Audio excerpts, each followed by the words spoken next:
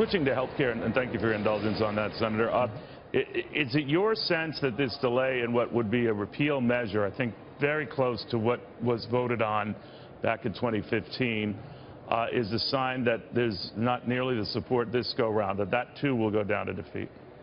It may very well be, but I think it's an important vote to have on the floor. It's very important for me, as I did in 2015, to support the repeal. That doesn't mean that the work is done. We still have to build up a health care system that will provide a soft landing for people who have relied on Obamacare, for the states that have actually configured their health care systems around Obamacare. So even if we get an outcome, the so-called skinny bill or any one of these other measures that are being considered this week, there's still so much more work to be done, and that work needs to be done on a bipartisan basis. You talked about the skinny repeal that I guess would remove the mandate for companies and individuals to have health care. And also, I think, the medical device tax. That's about it. John McCain famously said in his return to the Senate floor yesterday that the idea that something is better than nothing, I'm paraphrasing here, sir, that's not the way the Senate should operate. Yet it seems to be the way many of your colleagues are accepting whatever they come up with as a health care alternative to the President Obama's health plan as something that is better than nothing.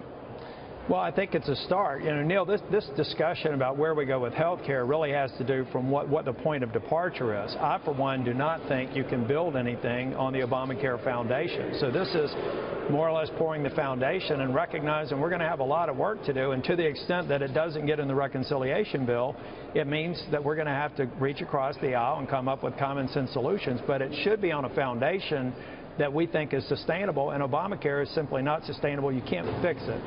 So how would a skinny repeal work? Would that give you 2 years then to come up with something better, more power? How would that go? Well, I think we're going to have to dual track. We're going to be having health care measures come before the Senate at the same time that we're trying to get on to tax reform. And there's going to be, I think, a fairly long list of discrete measures. We've got the CHIP program that's got to be reauthorized, which has health care policy in it. There's a number of places where we may have to go to get bipartisan consensus on what the next stage looks like. Here's the challenge, though. We've got to find something that we can get votes on. And outside of reconciliation, those votes are going to come through bipartisan support. And at this point, we have to produce an outcome, which may mean that we have to listen more to the people who are willing to fix the problem and not be unduly influenced by either pole of the political spectrum. That's well said. We have to produce an outcome. That's actually genius. But let me get real quick, well, I still can, sir, your take on what the president told the Wall Street Journal about a tax package that would benefit the middle class. But when it came to the upper income, he said, and I quote, "If there's upward revision, it's going to be on high-income people." Some have interpreted that as a sign that he would accept higher taxes on the wealthy as part of a tax package. Would you? Well, I think what it comes down to is there's not enough wealthy people to replace the revenue shortfall that we have today. What we've got to do is provide corporate tax relief and relief on small businesses, and then create the revenue that let us give a broader-based tax break to working families.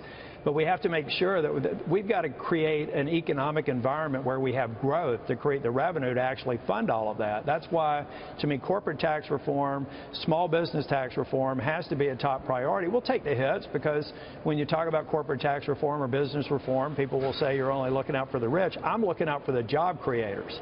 I'm looking out for the people that are going to hire people who will then want us to lower their individual income tax rates, which have to be a part of the longer-term tax reform. But do you subscribe to that they should be revenue neutral, and that you're not in necessarily the camp of some of the real conservatives who say you're going to lose some revenue up front when you cut taxes substantially, but you're going to get all that back in the later years? Are you in that camp?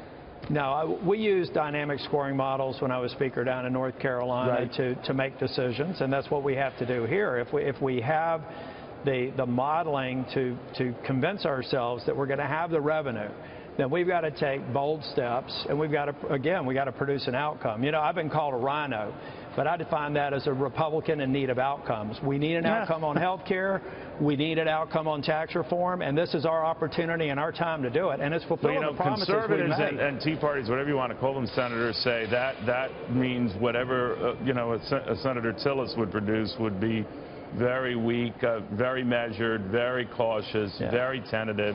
Well, then I would ask them, I'd ask them to take a cursory look at Medicaid reform in the state of North Carolina, tax reform in the state of North Carolina. I heard the criticism. We pinned our ears back. We produced a result, and it's why North Carolina is one of the most vibrant, fastest growing economies when it was in the fourth quartile just about 6 years ago. It works, but we have to have the courage to shut out the noise and get it done. But you would be open to what the president seems to be open to, a tax cut that would not include the wealthy? Yeah, I think so. As a first tranche, I think at the end of the day, we should reduce the tax burden on everybody. It doesn't necessarily have to be a first priority unless it creates economic activity that helps the little guy. But would you go so far as to raise taxes on the wealthy? To the extent, to me, in tax reform, as we did in North Carolina, everything should be on the table if it demonstrates to us we're producing economic growth, which helps everybody in this country. All right. Senator Thom Tillis, thank you very much, sir. Very good catching up with you. Thank you, Neil.